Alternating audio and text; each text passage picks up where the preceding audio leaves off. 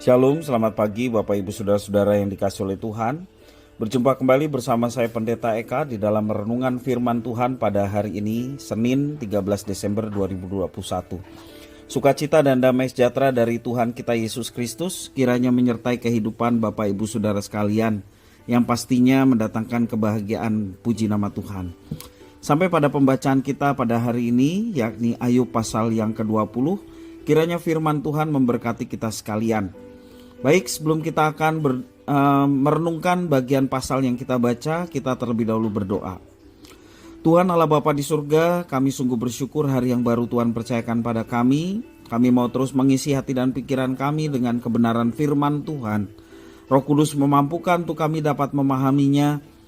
Roh Kudus pula yang menolong kami, menuntun kami, untuk kami dapat melakukan apa yang kami yakini, yang telah Tuhan berkati melalui kitab suci yang kami baca. Terima kasih Bapa, inilah doa permohonan ucapan syukur kami atas firman Tuhan. Demi nama Tuhan Yesus Kristus kami berdoa. Haleluya. Amin. Bapak Ibu Saudara-saudara, dalam pasal yang ke-20 ini kita perhatikan ada versi singkat ceramah Zofar yang kita perhatikan di dalam ayat yang ke-5. Bahwa sorak-sorai orang fasik hanya sebentar saja dan sukacita orang durhaka hanya sekejap mata. Pernyataan ini ada benarnya dan memang patut diperhatikan oleh setiap orang agar kita insaf dari dosa-dosa kita. Pernyataan ini juga mengandung dua masalah serius. Kenapa? Yang pertama, klaim yang menyederhanakan permasalahan atau simplistis, menyederhanakan permasalahan. Anggapan umum bahwa kesuksesan orang jahat pasti hanya berlangsung singkat. Padahal kenyataannya problema kehidupan tidak sesederhana itu. Ada orang yang jahat sepanjang hidupnya tapi kok diberi umur yang panjang. Sebaliknya orang yang baik kok diberi umur singkat. Itu problema hidup yang tidak bisa disederhanakan persoalannya.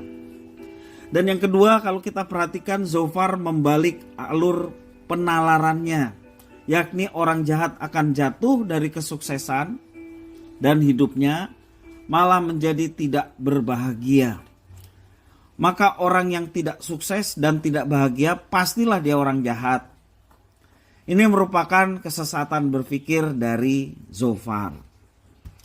Bapak Ibu Saudara-saudara, dalam kehidupan kita sebagai umat beriman, Alkitab mengajarkan bahwa Tuhan akan menghakimi seluruh umat manusia, termasuk orang-orang yang jahat, sebagaimana yang diutarakan oleh Zofar.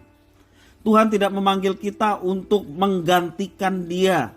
Sekali lagi, Tuhan tidak memanggil kita untuk menggantikan dia. Menggantikan dalam hal apa? Yakni menjadi hakim bagi orang-orang yang ada di sekitar kita. Siapa yang baik dan siapa yang jahat, Tuhanlah yang menjadi hakimnya. Porsi kita adalah melakukan yang baik, itu saja. Tidak menjadi hakim terhadap sesama atau orang-orang yang ada di sekitar kita. Lagi pula, dengan dasar apa kita bisa membuat keputusan dalam sebuah penghakiman? Ini merupakan penyalahgunaan doktrin yang membuat orang-orang Kristen berambisi berperan dalam tanda petik sebagai Allah untuk mendakwa orang lain. Orang-orang yang berpandangan simplistis, seperti yang saya sampaikan tadi, menyederhanakan masalah, yakni mengenai konsep sebab akibat antara dosa dan penderitaan, memiliki resiko untuk menjadi penghalang orang lain mengenal Kristus yang sudah datang ke dunia dan mati di kayu salib untuk menebus manusia berdosa. Jadi pandangan menyederhanakan masalah bisa justru menjadi penghalang orang untuk datang kepada Kristus.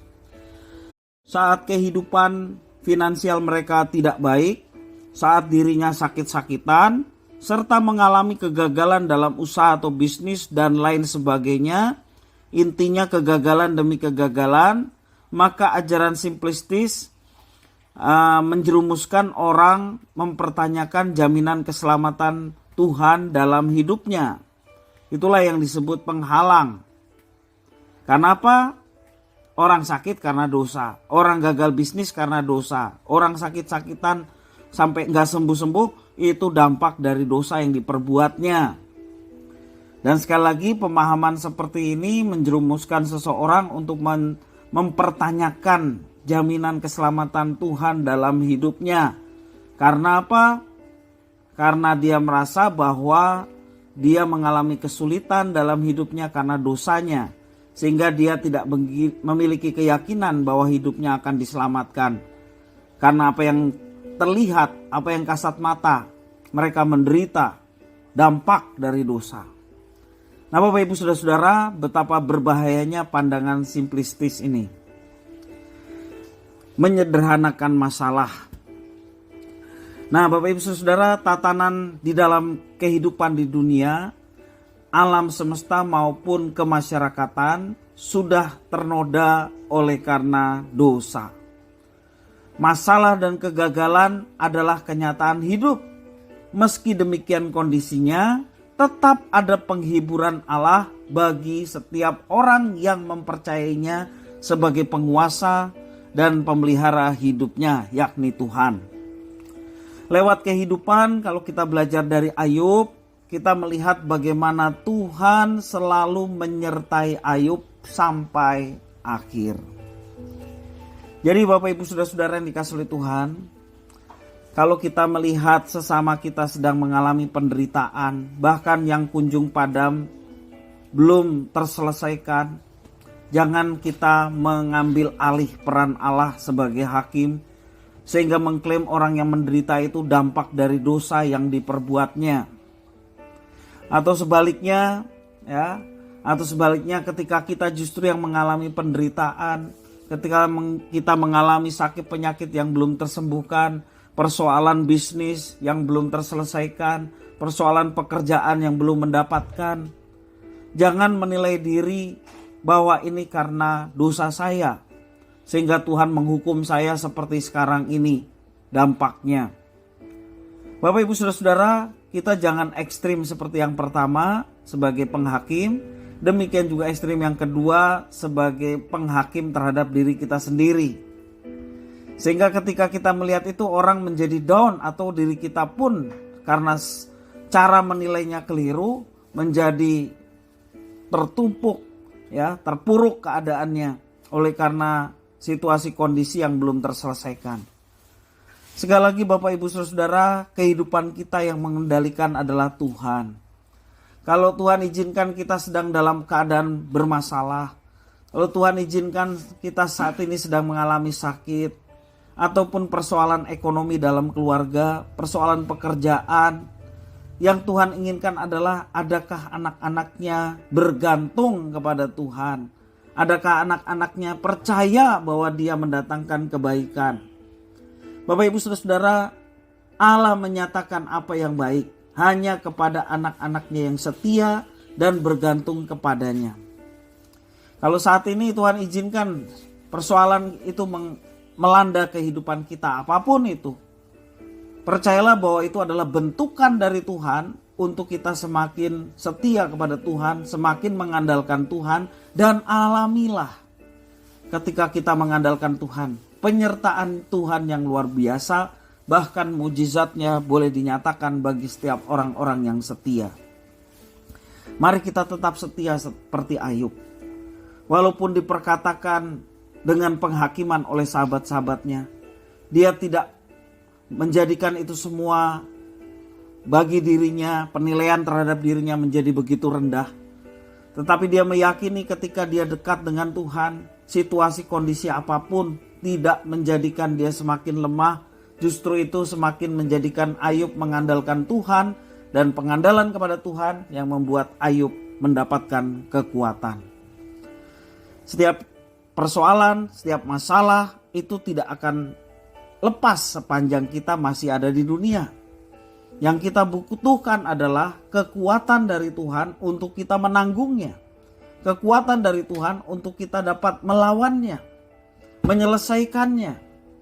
sehingga kita dapat menyelesaikan semuanya itu oleh karena pertolongan Tuhan dalam kehidupan kita setiap hari. Demikian firman Tuhan, kiranya boleh menjadi berkat bagi kita sekalian. Mari kita berdoa.